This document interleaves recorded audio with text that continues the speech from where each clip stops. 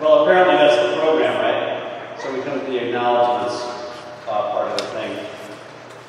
So I'd like to take a few minutes to acknowledge some folks. First of all, I want to acknowledge you parents, you grandparents, you family members, everyone, all of you who have trusted us with your kids for the last years. We do appreciate the trust you put in us in these important years with your kids' lives. We also thank you for the field trips that you've driven on, the snacks you brought, all those boxes of Kleenex you provided, all the important things that make schools run. So parents, thank you. We want to acknowledge you. Teachers, we want to acknowledge you too. Students, we're going to clap for them in a minute, but what I want to tell you is, yes, the teachers spend a lot of time teaching you ABCs, and teaching you 1, 2, 3s, and teaching you grammar. I don't know why, really. I'm a science guy. Okay. But they also taught you important things, right? Other important things like God's love for you, how you live in that life. They started to teach you about some of the gifts God has given you. Right? I'm excited to see you continue to grow as Christian adults and to see those gifts magnified even more. So let's, students, it's your turn. I want you to turn and acknowledge your teachers. Go ahead.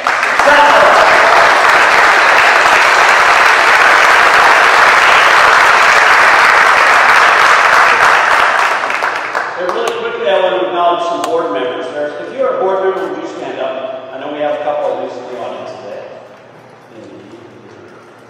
Okay, so we have a couple. Thank you, board members, for all the work that you do in school. Board members have 4 jobs, and none of those 4 is keeping me in mind, which is a good thing. That must be job number 5. Okay, so thank you to board members. If any of you think being a member of a nonprofit board is in your future and your job set, talk to me or one of the board members that stood up. We're always looking for good board members that work with me. I want to thank, of course, being executive director, I want to thank all of those who support this mission, these kids' education, some of these kids' tuitions, through donations, some of the donations that you make, many of the donations people not here tonight make. And I want to let you know that tomorrow, at the high school graduation tomorrow night, I will receive a check from an organization called the Place Foundation. It's essentially our endowment. They manage funds that have been donated for the perpetuity of financial assistance support within school. And so tomorrow night I'll receive a check for just about $28,000 from that organization. We make an annual disbursement. And most of those most of the funds in that endowment are memorial funds that families have given in memory of someone in their family they want to go toward different education forever. So those funds are managed by a group of board members, and I'll receive that tomorrow night, so that'll be a lot of fun. I want to acknowledge Mrs. Kaufman, right? She's usually over here. Mrs. Kaufman, so as I was handing you guys certificates to you, I noticed that there was a signature on the teacher line that says Kate Kaufman, and there was a signature on the principal line that said Kate Kaufman, right? So those of you, some of you may not know, she plays dual roles. She both influences each and every one of these kids as their teacher, but then she also runs the elementary school, right? So she does a massive amount of work. Most of it we don't see, including, I think she even picked up those balloons on the way here, right? So we want to acknowledge Mrs. Kaufman.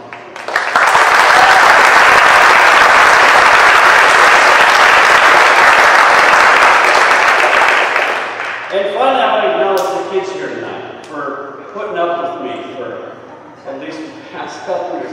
I was doing a little bit of basic math, right? So every day, if you don't realize it, probably 4 days a week, part of my morning is I walk through the elementary, through the middle school on my way around, right? So I talk to most of you every morning. And I've been doing that for, if you were here in 4th, 5th grade, I did it then, right? As you came up those front steps, most of you in 3rd grade, I greeted you as you came up those front steps. Some of you, when you were cute little pre-K kids, I may have greeted you out there too. And I'm good one. So I probably greeted you, I think I got the privilege of greeting you probably over 1,000 times in that amount of time. That is special for me when I kind of did math. So thank you for putting up with me. And my prayer for each each of you, as you go out of here, my challenge for you, my prayer is that God will fill you each with joy. The challenge is that you find a way to put that joy into your DNA, into your soul, and so it affects who you are and your effect on other people. My prayer is that God will surround you, or will surprise you rather, with gifts. Gifts that you didn't know you had. And my challenge for you is to put yourself in a situation where you can acknowledge new gifts. Take classes you never thought you would take. Experience things that you maybe didn't want to experience, didn't think you could experience before. Right? Challenge things, because that's how we learn God's gifts for us. We challenge ourselves with new things.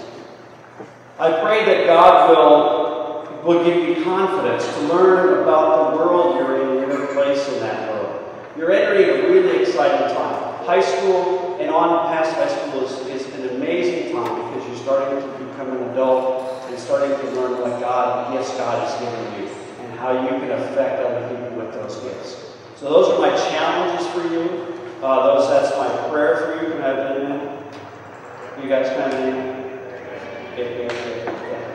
All right, so that's our prayer for you tonight. And that's enough of the formal stuff. And I think we didn't practice this, but I think I have a couple announcements to make. Like, I know that there's some goodies over there, but I think we have to wait until the 8th graders. Calvin, you didn't wait. Until the 8th graders line up. Where are they lining up? Do we know? Oh, we didn't practice this. Okay, so the 8th graders are going to, because Calvin said 8th graders can line up over there. Then people will come through and shake hands and stuff like that. And then they're going to go have cookies and stuff like that. And when they're done, they can have cookies and things like that. Right? That's how it goes. Calvin, I was supposed Mr. Rush told me to tell you that you can't go back to high school either.